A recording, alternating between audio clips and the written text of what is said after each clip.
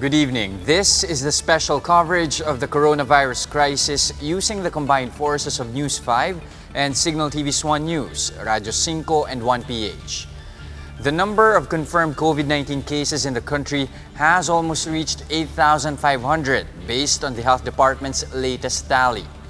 As of today, there are 8,488 confirmed cases of the SARS-like disease, with 276 new infections in the last 24 hours. 20 new recoveries were recently recorded, bringing in a total of 1,043 patients who recovered from the illness. 568 patients passed away, with 10 new deaths recorded today. The fatalities, unfortunately, include 2 babies. The department also reports the country's daily testing capacity is still at 6,420 per day, thus failing to meet their goal of increasing the country's capacity to 8,000 tests per day today, April 30. Still, Health Undersecretary Maria Rosario Vergeres says they will continue their efforts to reach this target. Government agencies are studying a possible extension of the LGU deadline for the distribution of cash aid under the Social Amelioration Program, which was supposed to end today.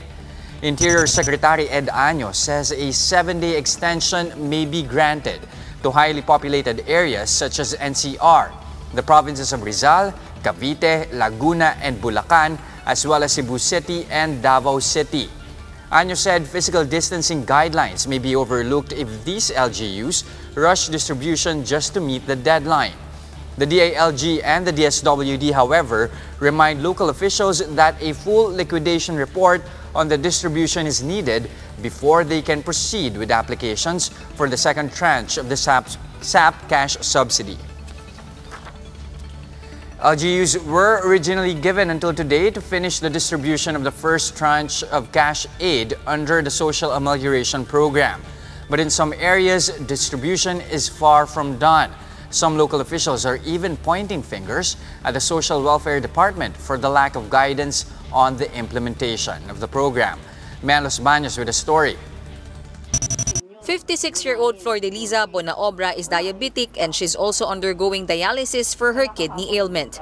Given her condition, she's supposed to receive treatment thrice a week. But due to lack of funds, since the enforcement of the enhanced community quarantine, she gets to undergo dialysis for only twice a week. On top of that, her husband suffered a stroke. Flordeliza complains that there is no one in their family who is earning right now and they desperately need financial help from the government. Problem is, until now, they haven't even filled out a DSWD form for the Social Amelioration Program. Hindi nga po kami nabigyan ng form. Ang sabi po nila, pumuntahan sa bahay, bibigyan ng form. Hindi nga po. Nung pumunta po yung asawa ko doon, wala na daw pong form. Nilista lang po yung pangalan, sabi na tawagan kami. Nakakailang follow-up na po siya, wala talaga. But their barangay administrator says there is no hope for now that Flordeliza can be accommodated.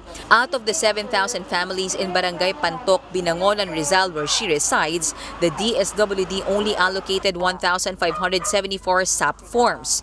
And the most indigent households were given priority in the distribution of forms. Ito pong nagreklamo po sa inyo, sana po sila ay makipag-ugnayan sa ating barangay. At ating bibigyan ng oras na sila'y makausap at mapaliwanagan nang sa gayon malaman natin kung anong problema, kung anong pangangailangan nila, baka sakaling maibigay ng ating kapitan. Over at Navotas City, we met Fe Urbano, who just received her 8,000 peso amelioration. Talaga napakasaya kasi pambili ng gamot, tsaka pambili ng yung nebulizer, hindi na ako manghihiram. Kasi hinihika ako, meron akong asthma. Lalo na pagka naglalakad akong malayo, nahabol ko yung hininga ko. The Navotas LGU has been giving out the financial aid since April 18. But even with the ongoing payout, Mayor Toby Chanco himself admits the process is slow and what took them so long was identifying SAP beneficiaries. And he blames the Social Welfare Department for this. The mayor complains that out of the city's 60,000 families, the allocation given by the DSWD was only good for more than 27,000 households. He adds the agency did not even provide a list of who these indigent targets are. Currently, the city government has only distributed amelioration to 11% of the total beneficiaries. Nung namimigay pa lang kami ng forms, ang dami ng reklamo, ang dami ng text messages na sinasabi, oh, huwag niyo papili sa barangay, huwag niyo papili sa ganito, di ba? So they wanted transparency. So the most transparent way is yung listahanan. Ang problema, hindi naman binigay sa amin yung listahanan. The DSWD meanwhile explains that they provided the LGUs clear guidelines on how to choose the beneficiaries for the SAP. Ang DSWD ay naniniwala at nagtitiwala sa ating mga lokal na pamahalaan, considering na mas kilala nila kung sino sa kanilang mga constituents ang dapat mapasama doon sa social amelioration program base doon sa eligibility criteria na the DSWD has provided. But Mayor Chanco insists they could have finished the distribution of the cash aid faster and earlier if only the list was given to them. Kaya mabagal is because, yun nga, mabagal yung pag-identify at hindi din ganun kabilis mag-distribute ng pondo. Inavotas, kaya medyo bumagal pa kami ng konti is kasi madami kaming natutuklasan na mga hindi nagde-declare ng totoo, tapos may pang mga nagdo-double ng form, double application of form. Siyempre dapat salain namin yan, di ba? So talagang medyo makagal. The Navotas LGU targets to finish the first tranche of SAP by the second week of May. For News 5, Mean Los Baños, we are One News. Foreign travels might not yet be possible until next year as the Department of Tourism gears for the implementation of a new normal for the country's tourism industry. Secretary Bernadette Romulo Puyat says traveling abroad at this point is but a dream, even after the enhanced community quarantine. Under the new normal set by the DOT, tourism establishments will undergo regular inspection. Sanitation and disinfecting devices will be provided for tourism workers. Hotels are also advised to practice contactless check-in and avoid breakfast buffets. Puyat says the new normal will be implemented until a vaccine for COVID-19 is found. More stories coming after a quick break. This is our special coverage on the COVID-19 pandemic. Stay with us.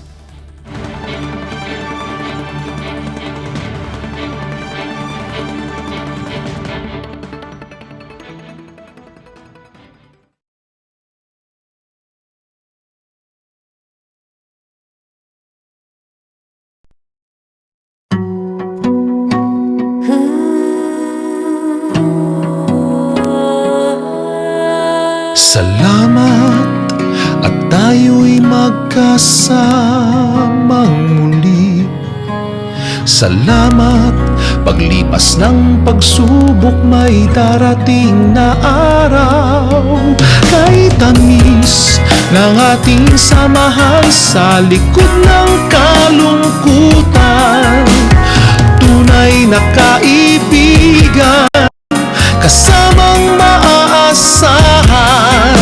Salamat at tayo'y may pinagsamahan. Salamat, tunay kong kaibigan.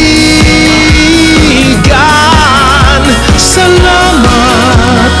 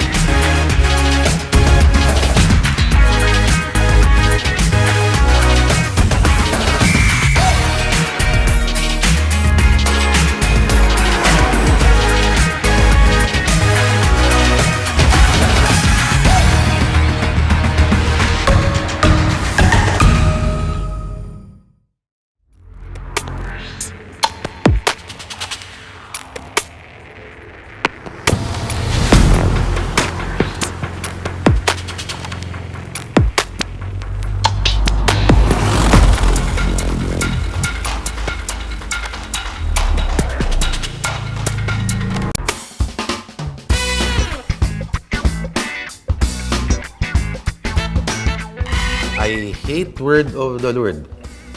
Ako, I love you. Ingat, Lord, baka mapasama ka sa drug matrix. Actually, ito yung spelling ng Lord ko. Yan, Lord, yan.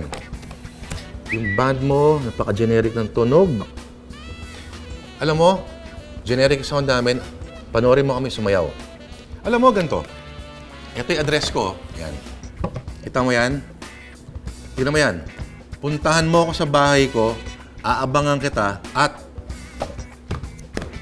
meron akong malamig na beer, mag-usap tayo dahil alam kong tao ka at tao rin ako. Pag-usapan natin to na parang mga totoong tao.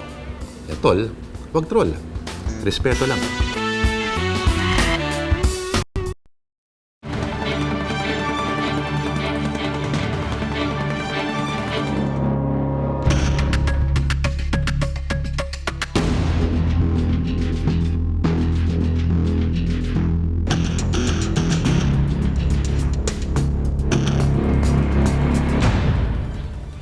Welcome back. You are still watching the special coverage of the coronavirus crisis using the combined forces of News 5 and Signal TV's 1 News, Radyo 5 and 1PH. Manila Mayor Isko Moreno signs an executive order placing Manila's 1st District under hard lockdown beginning Sunday. The hard lockdown will take effect from 5 a.m. of May 3 to 5 a.m. of May 5 Tuesday. Under the order, the entire District 1 will be shut down to give way to disease surveillance and mass testing operations. Around 500,000 residents will be affected. Exempted from the hard lockdown is Divisoria's night market and the Manila International Container Port to ensure the continuous supply of food and the flow of cargo. The Philippine National Police is considering to use taser guns in dealing with quarantine violators. In a virtual press conference, PNP Chief Archie Gamboa says they are eyeing this option after a series of controversial incidents involving policemen during the enhanced quarantine period.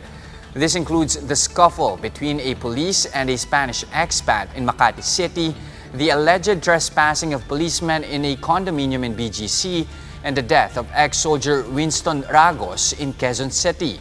Gamboa adds he is open for any probe against law enforcers for possible human rights violation. However, he maintains that policemen are always reminded about upholding human rights. It's part of the plan of the PNP for, ang tawag namin dito is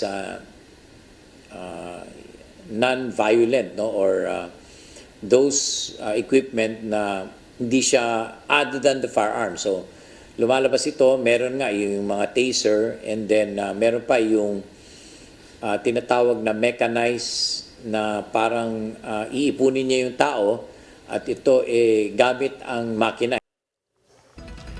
Quezon City's Task Force Disiplina has responded following a video showing one of their personnel beating a man for alleged lockdown violations. The group admits there has been a lapse on how their men handled the situation. Lynn Olavario has a story. Wounds and abrasions to the head, face, and leg. This was when Michael Rubia showed the media after receiving a beating. He was repeatedly hit with a stick by Task Force Disiplina officer Joel Laurel. The footage taken in Panay Avenue, Quezon City has since made rounds online. In the video, the 38-year-old fish vendor can be heard screaming.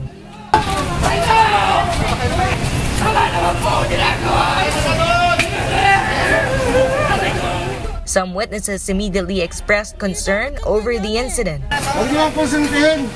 Hindi namin kinukonsente, masama bang kumana, no? Lahat tayo, we have all the rights. Hindi ba walang kumuha? Pero you're abusing your power. Hindi nyo dapat gulpin ng isang tao.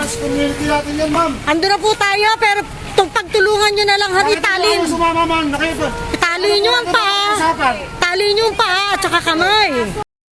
Authorities say Rubia tried to resist arrest. According to Task Force Disiplina head and Quezon City Councilor Rani Ludovica, Barangay South Triangle authorities sought their help to arrest Rubia, who they said was violating quarantine rules by having no quarantine pass and face mask. They said Rubia had been unruly and was cursing authorities. The vendor also reportedly tested positive for drug use. Nung kinausap ko, nakita ko agad na pananalita pa lang, medyo bulol na at medyo iba yung lakas niya. So, pinadrag test ko.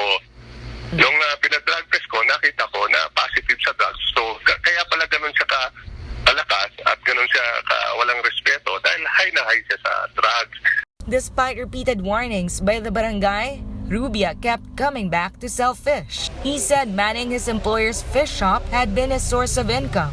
Without it, he would have to go back to scavenging for survival. Still, he believes the beating he received was too much. Hindi po ako nagmumura. Nagsasabi po ako ng hindi naman po kasi akin yung kinukuha nila eh. Pinababantayan lang sa akin. Nangangatwiran lang po ako ng konti. Pero hindi po ako lalaban sa kanila. Malalaki sila eh. Ano naman laban ko eh. Ludovica admits their task force personnel had gone overboard. Punto din namin doon, kung ito naman ay talagang sumamalan din ng maayos, hindi na rin siguro dumating sa ganong sitwasyon dahil lang trabaho lang yung naman talaga rin namin na i-implement yung batas. Pero hindi rin namin dinidinay, lalo na ako, na nag-overact din yung tao po namin. Humihingi rin po akong dispensa puro sa mga pangyayaring yun at kami naman po ay hindi namin to tolerate kaya sinuspended din agad namin yung tao namin. The Quezon City government has issued show-cause orders requiring the public officers involved in the viral video to explain their actions. Charges against Rubia have been dropped, but he will be turned over to the Quezon City Drug Treatment and Rehabilitation Center in Barangay Payatas for drug use. The Interior Department also reminded that while all LGUs are bound to implement quarantine guidelines, enforcement and apprehension of violators should be done in a reasonable manner. A report on the incident will be submitted to the DILG Central Office for evaluation. For News 5, Lynn Olivario, We Are One News. Meralco houses healthcare workers from the medical city in Pasig at the Meralco Center in Ortigas. Meralco offered their multi-purpose hall, which was repurposed as a sleeping quarters. This will serve as a workers' temporary shelter as it is close to the hospital. Meralco assures that they can stay for as long as they need. Healthcare workers will be provided with beddings, amenity kits, internet access, SIM cards, a television with Netflix, and set meals daily. They will also have access to Meralco Center's shower and toilet areas, exercise equipment, and pantry. Currently, 32 frontliners from the TMC are using the facility. That's the latest on the enhanced and expanded community quarantine. For more updates, follow News 5, The Philippine Star, and Business World Online. I'm Jess De Los Santos. We Are One News.